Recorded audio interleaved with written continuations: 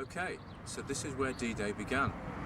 This commemorative stone here marks the spot where a Horsa glider containing a number of troops from D Company, 2nd Battalion, the Oxford and Buckinghamshire Light Infantry, commanded by Major John Howard, landed just after midnight on the 6th of June 1944.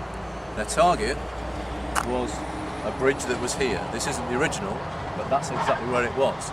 And as you can see, they landed within 50 metres of the target. They were absolutely bang on. An unbelievable feat of flying in the pitch black. Very dangerous landing, because just behind me out of shot, you've got the Caen Canal. And just over here to the right, if we pan the camera, we can see that there's extensive marshland and swamp area. And so the pilot produced a phenomenal piece of flying to get himself bang on the bridge. This allowed Major Howard and his men to jump out of the Horsa and storm that bridge in a matter of minutes, just 2 or 3 minutes, and take it by storm with minimum casualties, and before the bridge was destroyed by the Germans. Okay, so Major Howard and his men, they jump out the Horsa glider and they storm forward, firing as they go. The sentries are now alerted, they start to return fire, and before you know it, all hell breaks loose. They charge across this open ground here, across the wire, onto the bridge, grenading bunkers and trenches as they go, shooting down any kind of opposition.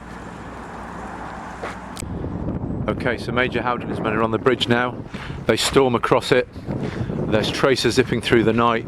There's the sound of grenades exploding, the sound of startled Germans shouting for their colleagues to stand to.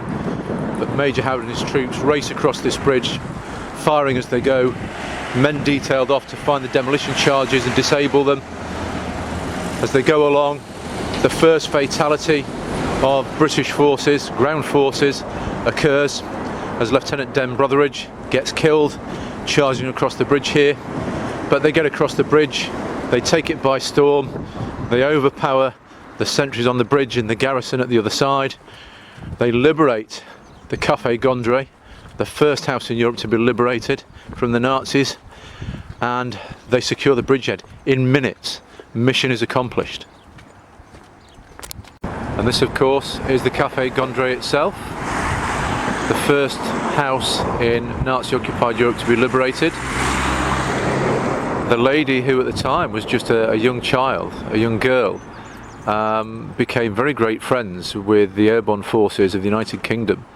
And if you go inside this building, you'll see the great relationship that she's enjoyed with them for decades now.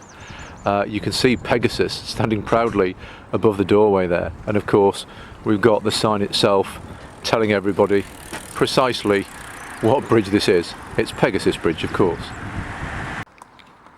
Okay, it's worth just looking at the ground from this perspective. I'm standing on the banks of the Caen Canal, looking down to where the gliders landed. You can see the little obelisk there that marks one of the gliders, and then another, and then just here the memorial to Major Howard where his glider landed, and there the bridge itself. And as we mentioned before, there is the marsh and the water and the reeds. An amazing feat of flying to bring those gliders in so precisely, smack bang on target. It was a real feat of arms, it really was. Okay, and this is what we can see at the other side. This is the Caen Canal. As you can see, it's not your dainty little canal of the kind that we get in England. This is massive. This is a proper ship canal, a bit like the Manchester Ship Canal. And here's the bridge over the canal. Just over there in the middle of the shot now is the Café Gondrée, which was the first building on the continent of Nazi-occupied Europe to be liberated on the morning of the 6th of June 1944. And here we have the real Pegasus Bridge, preserved for posterity in the excellent Pegasus Bridge Museum, right next to the new bridge. All kinds of military hardware on display here in the outside of the museum. In the internal displays, a whole range of weaponry, signals equipment, uniforms, documents, papers, maps, models. Very, very good museum indeed. Definitely worth a visit. So we'll have a walk over the original bridge in a moment. So here's the original Pegasus Bridge. As you can see, they're working hard to keep it pristine, to preserve it for future generations. And here's the very bridge itself. This is where Major Howard and his men stormed across on the morning of the 6th of June 1944, across these very boards.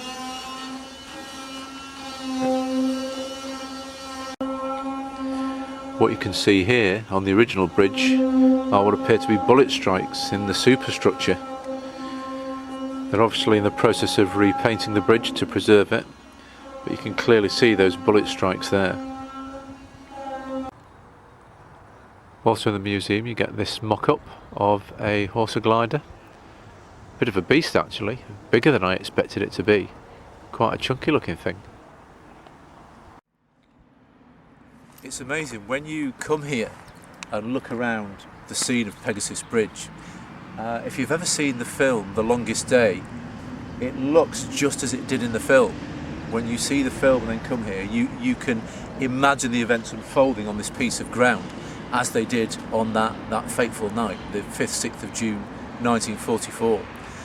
But at the same time, on a beautiful day like today, it's pretty hard to conceive the sheer chaos and terror that would have existed that night in the middle of such a close quarter infantry battle.